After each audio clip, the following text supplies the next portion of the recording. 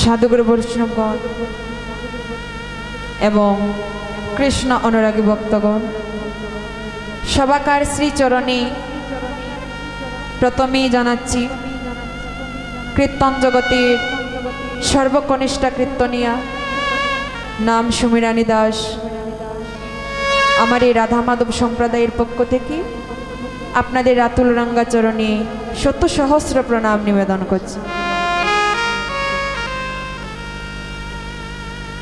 তো দেখুন, প্রথমে একটি শ্লোকে বলেছিলাম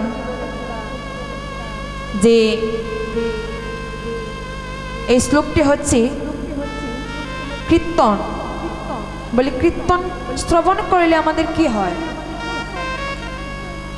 এই যে ঠান্ডার রাতের মধ্যে আমরা এত কষ্ট করে বসে আছি, এই কীর্তন শ্রবণ করে আমাদের কি হবে, উপকারটা কি?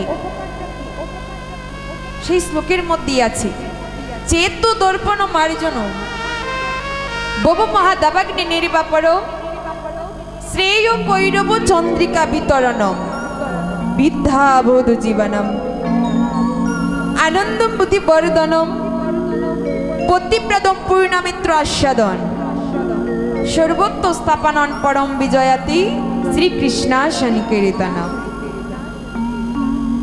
চেত হচ্ছে চিত্ত, আর দর্পণ, দর্পণটা কি বাবা?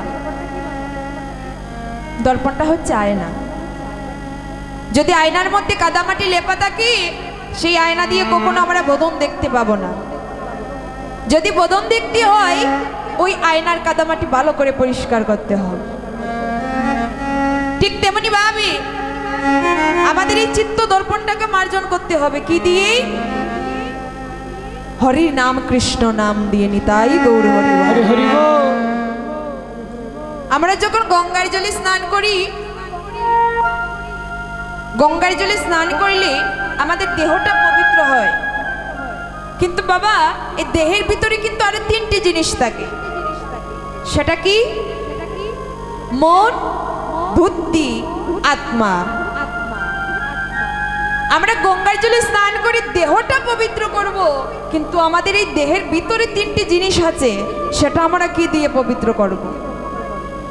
শাস্ত্রে বলেছে মন পবিত্র হয় সত্যের দ্বারা, আর বুদ্ধি পবিত্র হয় জ্ঞানের দ্বারা, আর আত্মা, এই আত্মা কি দিয়ে পবিত্র হবে?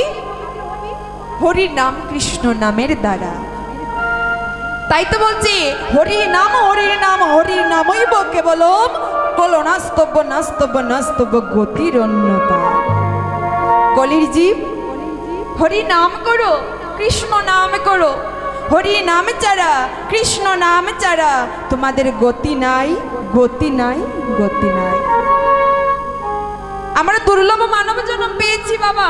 কেন? কেন পেয়েছি? কৃষ্ণ বলে ডাকবো, গোবিন্দ বলে কাঁদবো, কিন্তু এসে কি করলাম? গোবিন্দকে আমরা ভুলে গেলাম। ভগবান বলেছে, যে ভক্ত আমাকে কখনো ভুলে না, সে যদি মরেও যায়, সে মরণে কালে হলেও আমি গিয়ে তার সম্মুখে দাঁড়াইনি। তাই গৌর হরিব। তার প্রমাণ হচ্ছে গীতা।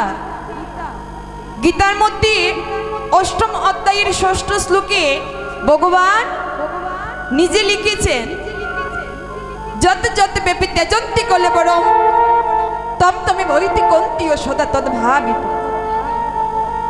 যে ভক্ত মৃত্যুকালে হলেও একবার হা গোবিন্দ বলে ডাকি, হা কৃষ্ণ বলে ডাকি, আমি ওই ভক্তের জন্য বসে তাকে ভোগ পারে, তার চিন্তা করার জন্য।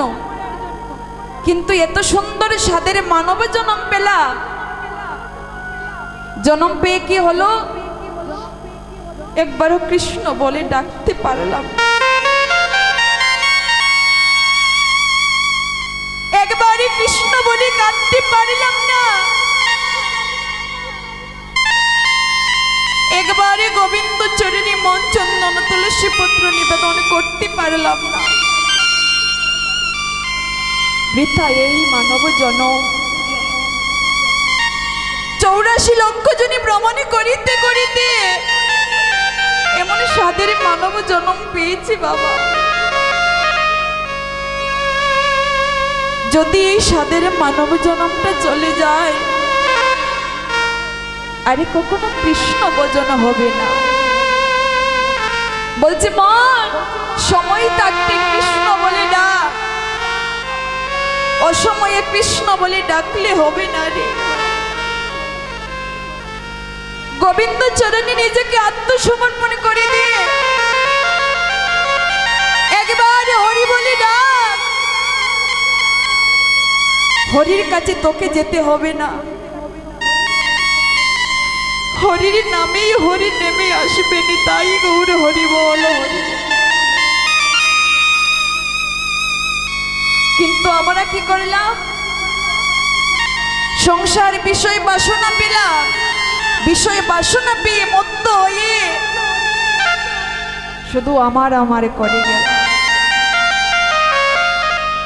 সংসার আমার, স্ত্রী আমার, পুত্র আমার, কিন্তু মন একবারও কি ভেবে দেখেছো এই জগতে সবই আমার, কিন্তু আমি কার? কি আমার পরিচয়? আমি কোথায় ছিলাম, কোথায় এলাম, আবার দুদিন পরে কোথায় চলে যাব, কার কাছে যাব তাও তো জানি না। আসলাম গোবিন্দ বলে কাঁদবো, কিন্তু আমার মায়ের কাঁদা কেঁদেই গেলাম। আমরা যখন এসেছিলাম এই ববের মাজারে, গোবিন্দের কাছে কথা দিয়ে এসেছিলাম, গোবিন্দ এই ববের মাজারে গিয়ে আগে তোমার নাম করব, তোমাকে ডাকবো, কিন্তু এসে মায়ের জালে পড়ে আপন ভাই বন্ধু পেয়ে, সংসার পেয়ে, বিষয় পেয়ে মুক্ত হয়ে আছে, একবারও হা গোবিন্দ বলে ডাকতে পারলাম না। যারা গোবিন্দকে আপন করতে পারে বাবা, তারা এই জগতে সুখী হতে পারে। তবে জানি যারা গোবিন্দকে ভালোবাসে তারা সারা জন্ম গোবিন্দের নাম ধরে কাঁদতে হয়। তার মধ্যেও সুখ আছে, কিন্তু এই যে সংসার, সংসার আমাদেরকে কখনো সুখী করে না। সংসার দুঃখ জলদ প্রতিদস্যু, যে সংসার হচ্ছে দুঃখ দিয়ে গড়া। সংসারে এসেছো মানে আপনাকে দুঃখ পেতেই হবে। যতই অট্টালিকা তৈরি করেন না কেন, বিষয় বাসনা তৈরি করেন না কেন, শেষের দিনের যখন বাঁশি বেজে যাবে, সবই কিছু পেলে দিয়ে আমাদের আপনে করে চলে যেতে হবে। অনেকে হয়তো মনে মনে ভাবছি, এত এত টাকা দিয়ে এত বড় বড় ফ্ল্যাট তৈরি করেছি, আমরা আবার আপন করে কোথায় যাব? এটা আমাদের ঘর নয়, আমাদের ঘর হচ্ছে গোবিন্দের চরণ যুগল। গোবিন্দের চরণ যুগল থেকেই আমাদের উৎপত্তি হয়েছে। যেতে যদি হয় গোবিন্দের চরণেই যেতে হবে। সময় থাকতে কৃষ্ণ নামই করো, অসময়ে কৃষ্ণ বলে কাঁদলেই হবে না। আপনি যতই অট্টালিকা তৈরি করুন না কেন বাবা, একতলা, দুতলা, 10 তলা, কিন্তু জানেন শেষের দিনে আপনার সার হবে ওই তুলসীর তলা। যেদিন বাঁশি বেজে যাবে, এই মায়া ত্যাগ করে আমাদেরকে সবাইকে চলে যেতে হবে। যে বিয়ে হলে কেউ এই জগৎ মাঝে আর আসে না। আমাদের সবার বিয়ে হয়, ঢাকঢোল বাজিয়ে কতই না আনন্দ করে, কিন্তু যেদিন শেষের বিয়ে হবে আপন মানুষগুলা ওই কাঁচা বাঁশের দোলাই করে হরি বল বলে বলে ভব নদীর পারে রেখে আসবেন তাই